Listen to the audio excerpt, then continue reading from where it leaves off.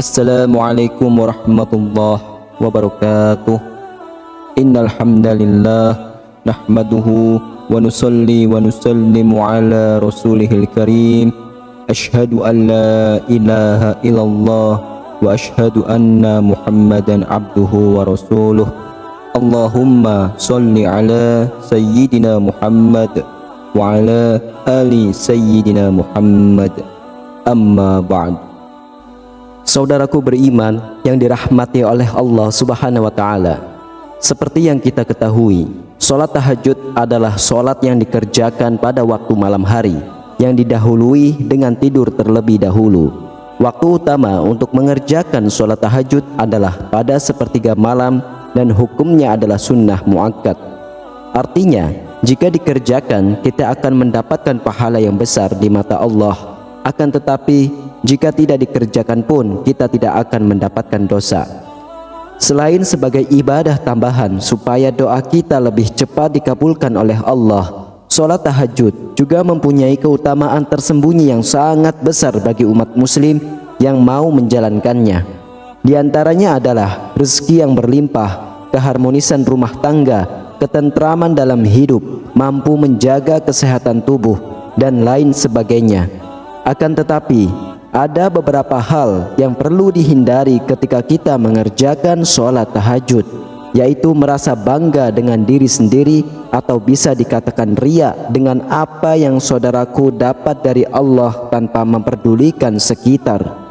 Apabila seperti itu yang ada dalam benak saudaraku semuanya, itulah orang-orang yang ahli tahajud, akan tetapi rugi di mata Allah. Ada suatu kisah menarik yang mungkin bisa menjadi pelajaran untuk kita saat mengerjakan sholat tahajud. Namun, sebelum lanjut pada kisahnya, silahkan simak kisah dalam video ini hingga akhir, agar para sahabat bisa memahami dan dapat mengambil sebuah pelajaran atau hikmah apa isi yang terkandung dalam video ini. Serta tak lupa tulis juga hajat dan doa para sahabat semua pada kolom komentar, agar bisa kita aminkan bersama. Pada masa Rasulullah, ada seorang ahli ibadah tahajud yang bernama Abu bin Hashim. Hampir bertahun-tahun, Abu bin Hashim tak pernah absen melakukan sholat tahajud.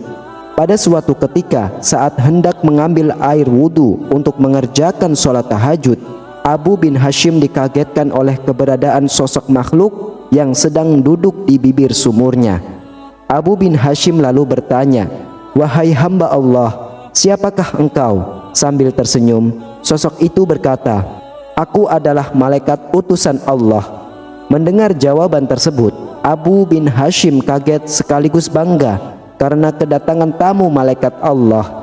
Abu bin Hashim lantas bertanya, "Apa yang sedang kamu lakukan di sini?" Malaikat itu pun menjawab, "Aku disuruh mencari hamba pecinta Allah." Melihat malaikat itu memegang kitab yang tebal, Abu bin Hashim lalu bertanya, "Wahai malaikat, buku apakah yang kau bawa itu?"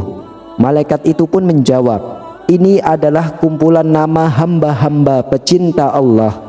Mendengar jawaban malaikat, Abu bin Hashim berharap dalam hati namanya ada di situ. Maka ditanyalah malaikat itu, "Wahai malaikat, adakah namaku di situ?" Abu bin Hashim beranggapan bahwa namanya ada di buku itu. Mengingat amal ibadahnya yang hampir tak pernah putus, selalu mengerjakan sholat tahajud, berdoa, dan bermunajat kepada Allah Subhanahu wa Ta'ala di sepertiga malam, dan masih banyak ibadah yang lain. "Baiklah, akan aku buka," kata malaikat sambil membuka kitab besarnya. Setelah dibuka dan dicari, ternyata malaikat tersebut tidak menemukan nama Abu bin Hashim di dalamnya. Karena tidak percaya dengan apa yang disampaikan, Abu bin Hashim meminta malaikat mencarinya sekali lagi. Lalu dicarilah sekali lagi dan berkata, "Betul, namamu tidak ada di dalam buku ini." Mendengar namanya tidak ada dalam buku catatan yang dibawa malaikat tersebut, Abu bin Hashim pun gemetar dan jatuh tersungkur di depan malaikat. Beliau menangis sejadi-jadinya sambil berkata, "Rugi sekali diriku yang selalu tegak berdiri di setiap malam dalam tahajud dan bermunajat kepada Allah, tetapi namaku tidak masuk dalam golongan para hamba pecinta Allah." Melihat hal tersebut, malaikat itu pun berkata, "Wahai Abu bin Hashim, bukan aku tidak tahu engkau bangun setiap malam ketika yang lain sedang tidur? Bukan aku tidak tahu engkau mengambil air wudhu dan kedinginan pada saat orang lain terlelap dalam buayan malam? Tetapi ketahuilah, tanganku dilarang oleh Allah untuk menulis namamu." Karena kaget dengan jawaban dari malaikat, Abu bin Hashim pun berkata, "Apakah gerangan yang menjadi penyebabnya wahai malaikat?"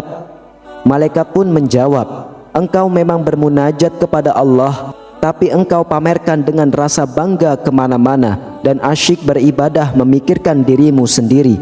Sedang di kanan kirimu ada orang sakit dan kelaparan, tapi engkau enggan untuk menjenguk dan memberinya makan. Bagaimana mungkin engkau dapat menjadi hamba pecinta Allah kalau engkau sendiri tidak pernah mencintai hamba-hambanya yang diciptakan oleh Allah?" Mendengar jawaban tersebut, hati Abu bin Hashim seperti disambar petir.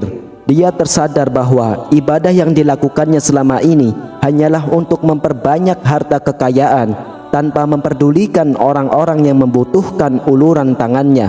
Semenjak kejadian itu, dalam solatnya Abu bin Hashim selalu meminta ampun kepada Allah dan mulai menyadari bahwa manusia diciptakan Allah memang untuk beribadah kepadanya, akan tetapi selain daripada itu juga untuk membantu sesama yang sedang membutuhkan bantuannya. Saudaraku yang beriman, dari kisah tersebut dapat kita ambil hikmah serta pelajaran bahwa Allah menciptakan manusia supaya bisa saling menjaga silaturahmi dan saling berbagi di saat orang lain sedang membutuhkan. Boleh-boleh saja kita berdoa meminta dilancarkan rezeki dan diperbanyak harta kekayaan kita. Akan tetapi ingatlah, apabila Allah sudah mengabulkan doa kita, sebaiknya kita juga tak lupa untuk menyisihkan sedikit dari harta yang kita dapat untuk membantu mereka yang sedang kesusahan. Karena dengan menyadari hal tersebut, rasa syukur kita kepada Allah akan semakin bertambah.